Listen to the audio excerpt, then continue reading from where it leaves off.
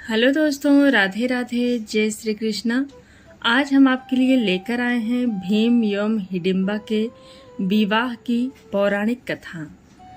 हिडिंबा पांडव कुल की सबसे पहले बनने वाली बधू बनी थी। लाक्षागृह यानी लाह के बने घर को जब दुर्योधन एवं मामा शकुनी की योजना के अनुसार जलाया गया, तब पांचों पांडव अपनी माता कुंती समेत उसी भवन में थे। इन सभी की हत्या करने हेतु ऐसा किया गया था। अपने सामर्थ्य एवं दैविक कृपा से वो वहां से बच निकले और वेश बदल कर रहने लगे। इसी क्रम में वे एक जंगल में पहुंच गए। रात अंधेरी और जंगल घना था। जमीन पर बड़े बड़े झाड़ उगे थे, जिसके कारण चलना मुश्किल हो रहा था। तब धर्मराज युधिष्ठिर ने भीम से उन सभी को ले जाने का अनुरोध किया। भीम ने अपनी शक्ति का परिचय देते हुए अपनी माता सहित चारों भाइयों को उठाकर चलना आरंभ किया। जब वे वन में ऐसे स्थान पर पहुंच गए जहां धरती समतल और कोमल घासों से ढकी थी, तब वहां भीम ने सबको धरती पर उतारा और सब भाइयों ने मिलकर सोने के लिए व्यवस्था की। पांचों भाई बारी बारी जग कर अपने सोते हुए परिवार की रक्षा करती थी। इस बार भीम की बारी थी। वो जंगल अपने वृक्ष चट्टानों सहित काली शक्तियों के प्रभाव से कारण मायावी था तथा एक शक्तिशाली एवं मायावी राक्षस हिडिंब का राज्य था।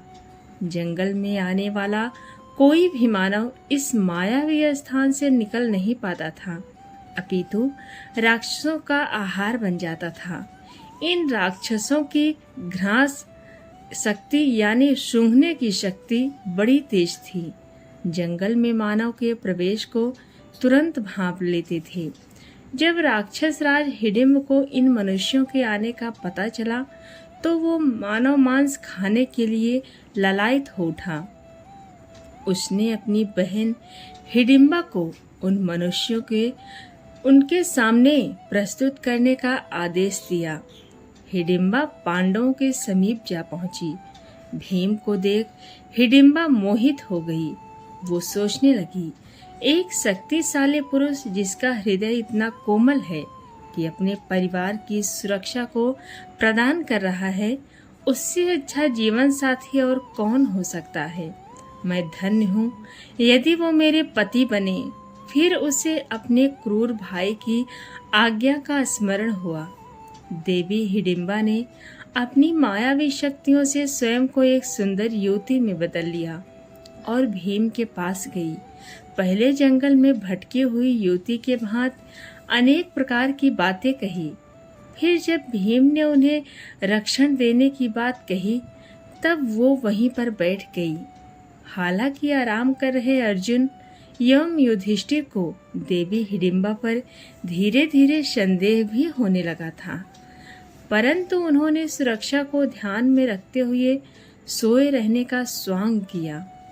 आसपास क्या हो रहा है इस पर चुपचाप ध्यान दे रहे थे।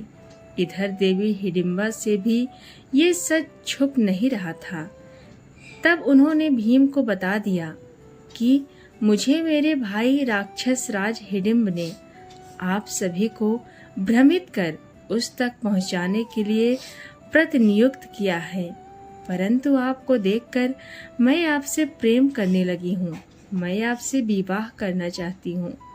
मैं आप सभी को यहाँ से बाहर निकलने का रास्ता आपको बता देती हूँ। मेरा भाई हिडिंब बहुत ही पराक्रमी, मायावी और क्रूर है।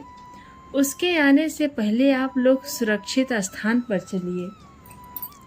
भीम ने उत्तर देते हुए कहा, देवी, मैं आपको नहीं जानता, परंतु आपको इतना बता दूं कि हम पांचों भाई क्षमता में किसी से कम नहीं हैं।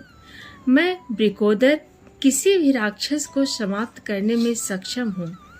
इसीलिए मुझे इनकी निंदा भंग करने की आवश्यकता नहीं है।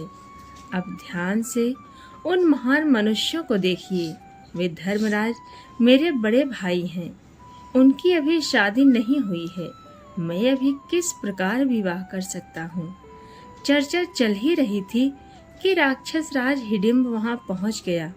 अपनी बहन को ऐसे विभूषित वेश में देख वो क्रोध से भर गया। अपनी बहन और सभी पांडवों को मृत्यु दंड देने का निर्णय लिया। दूर से ही अपने भाई के घातक रूप को देख देवी हिडिंब भयभीत हो गई और भीम को अपने परिवार को जगाकर सुरक्षित स्थान पर ले भागने को कहा। परंतु वे कह भी किससे रही थीं? महाबली भीम से, जिन्हें राक्षसों और जानवरों से लड़ना बहुत पसंद था। भीम ने हिडिंबा से कहा, यह याचना अनुचित है। मैं पीठ दिखाकर भागने वालों में से नहीं, ना ही ऐसे राक्षस की उद्दंडता के लिए अपने परिवार की निंदा भंग करूंगा। युधिष्ठिर एवं अर्जुन सतर्क हो सब सुन रहे थे, परंतु सोए मनुष्य के भांति स्थिर थे। भीम ने क्षण भर में हिडिंब को पकड़कर घसीटते हुए दूर स्थान पर ले गए। ये देख युधिष्ठिर एवं अर्जुन उठने का स्वांग करने लगे। उन्हें जागता देख हिडिंबा ने विनम्रता से पांडवों को सब बताया। बाकी सब हिडिंबा की बात सुन रहे थे, परंतु युधिष्ठिर एवं अर्जुन का पूरा ध्यान भीम पर था। अर्जुन ने भीम से चिल्लाकर कहा, भ्राता भीम, इस राक्षस का वध अति शीघ्र कीजिए। ये सुन भीम ने घातक प्रहार से हिडिंब की पीठ के टुकड़े टुकड़े कर दिए। हिडिंब का वध होते ही सारे राक्षस भीम के सामने घुटने टेक बैठ गए और उन्हें अपना राजा मान लिया। तभी भीम ने कहा, मैं तुम्हारा राजा कैसे हो सकता हूँ? तुम राक्षस हो और मैं मनुष्य हूँ। तब उनके मंत्री ने कहा, हे राजन, हमारे यहाँ परंपरा है कि जो हमारे राजा को मारता है वही अगला राजा बनता है। एक शक्तिशाली राजा ही अपनी प्रजा को सुरक्षा प्रदान कर सकता है। और प्रभु, आप तो राक्षस राज हिडिंब से भी अत्यधिक शक्तिशाली हैं। ये सुनकर भीम ने कहा, परंतु मैं आपका राजा नहीं बन सकता। तब फिर से हाथ जोड़कर उनके मंत्री ने कहा, राजन, ऐसा ना कहें। बिना राजा के प्रजा अनाथ हो जाती है, जंगल राज हो जाता है। इन सब बातों को सुनकर धर्मराज युधिष्ठिर ने विचार करने हेतु समय मांगा। तभी वहां देवी हिडिंबा आकर पांडुपुत्र भीम से कहती हैं, हे राजन, कृपया कर मेरे प्रेम को स्वीकार करें। मुझे अपनी पत्नी बनने का सौभाग्य दें। इस पर भीम ने कहा, ऐसा कैसे हो सकता है? तुम राक्षस कुल की हो, मैं मनुष्य हूँ। मेरे समाज में क्या तुम्हें वांछित स्थान मिल पाएगा?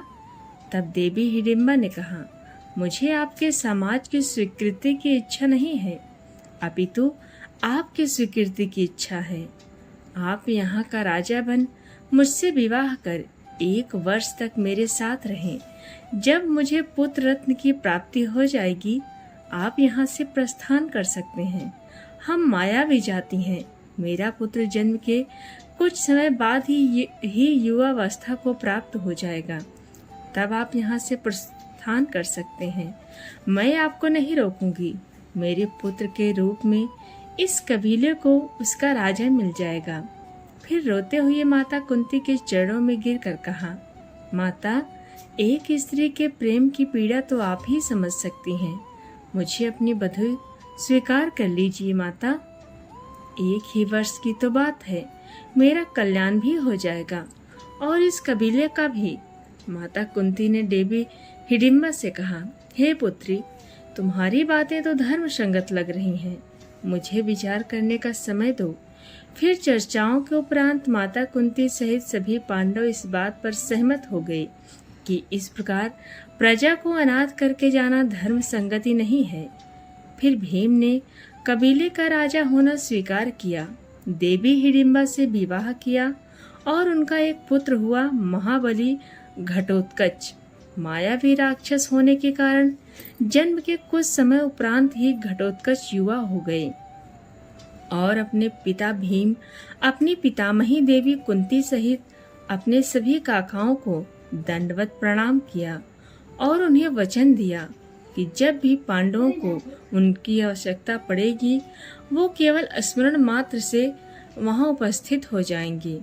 देवी हिडिंबा ने भी अपने वचन अनुसार अपने पति भीम, उनके भाइयों तथा उनकी माता देवी कुंती को विदा किया। तो दोस्तों, ये रहे भीम और हिडिंबा के विवाह की कथा। आपको कैसी लगी कमेंट में ज़रूर बताएं और पसंद आई तो हमारे चैनल को सब्सक्राइब ज़रूर करें।